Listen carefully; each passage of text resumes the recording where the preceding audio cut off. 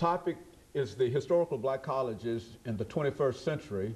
And of course, we're talking to the founder of the Africana Studies Department at Tennessee State University and the chairman of that party, Dr. AAl-Hadid3. And of course, Dr. AAl-Hadid3, let's give you an opportunity over the last few minutes that we have during this segment to sort of continue our conversation, but bring the historical black colleges into the 21st century and give us some directions in terms of how we ought to move from this particular period. Yes. Well, let's say this, Dr. Haney. The question, I guess, is where do we go from here? Mm-hmm.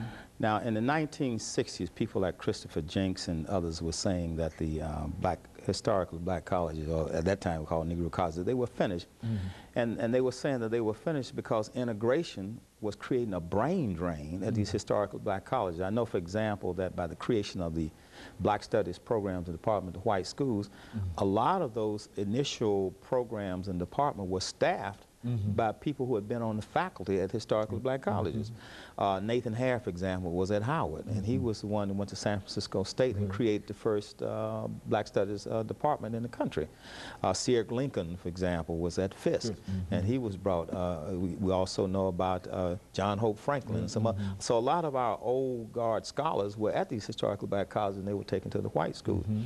Now, my position in terms of where do we go from here with these colleges, we obviously need to change the curriculum and make it a curriculum that is African-centered. You might have read in the paper about the students at Tennessee State talking about requiring 3 to 9 hours in the core curriculum for students at Tennessee State. I support that wholeheartedly because that is a step in the right direction. The students that come to our schools, whether they go to Tennessee State or they go to Fisk or they go to Morehouse or Spell, they know very little about themselves. They know everything about others and things, but very little about themselves. In other words, they're basically culturally illiterate as far as their own culture is concerned. So that when they come to historical black colleges, they come there expecting to learn something about their history, their culture, and to work through their identity issues. And historical black colleges should provide them with that type of academic and intellectual experience. Now, once you refocus the curriculum, then the next thing we have to do is start developing relationships with Caribbean countries and African countries, because and the Africana Studies Department of Tennessee State, we're working now on a study abroad program in Ethiopia, where we can send our students to Ethiopia, Ethiopian students come to Tennessee State. We can send faculty over, and their faculty can come here. So we start talking about the basic issues of development. So once we understand development in the national context, in terms of the African countries, we can take those same principles and deal with developments in the inner cities inside of America. So no one is going to help us but us. Maybe I can draw a phrase from Booker T. Washington. Okay. Booker T. Washington once said, "Cast down your bucket where you are." And he was saying what he meant by that, rather than begging and asking other people to help you with your economic issues, you should do for yourself. Don't ask other people to do for you what you can do for yourself. And once you go to college, you should have the ability to be self-employed. A college-educated person should have 2 options. One, self-employment, or working for other people, you see. And that's the kind of option that these historically black colleges you need to provide our students with. Because once you matriculate at historical black colleges for 4 years, you're wearing your dreadlocks, you claiming your cultural identity, and then when you go into corporate America, they tell you cut your dreadlocks off and look like Madison Avenue All-American, then you compromise and you're selling out, you see.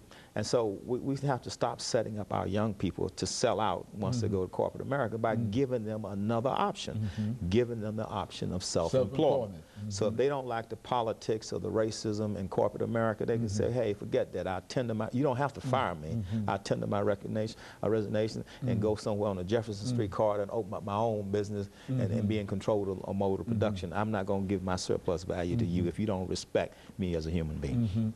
And so that's what I think historical black colleges can do. And so these institutions still can and do serve a real significant purpose in absolutely, not only among African Americans but among in the world. In the world. And I'll say that with great pride, because you have to remember that back in the early days when those African countries became independent, like Kenya and Ghana, they were going to Tuskegee to get a model of how you develop a university in Kenya, how you develop a university in Jamaica. Remember when Marcus Garvey came here, he was going to meet the sage of Tuskegee because he wanted to take that model that Booker T. Washington developed in Tuskegee, take it back to Jamaica so he could develop a curriculum based on self-reliance there in Jamaica. And these institutions can still serve as a model today to the entire, not only the world, but specifically to the African continent, where there is a tremendous need for some kind of model and some kind of leadership. Well, in America today, the only place that African Americans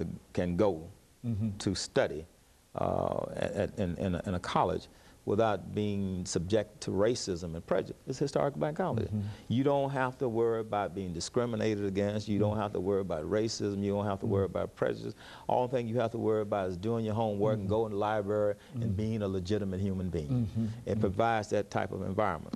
Not only does it provide that kind of environment for African American students, but when white students come to African American college, they get a human experience. They are not discriminated against. You're not going to find somebody burning a cross in front of the door like you found at some of the Dr. AAl-Hadid, let me call it an end to this conversation at this particular time. Yes, sir. And to thank you for coming by and to encourage our audience to tune in again next week for another informative edition of Comments.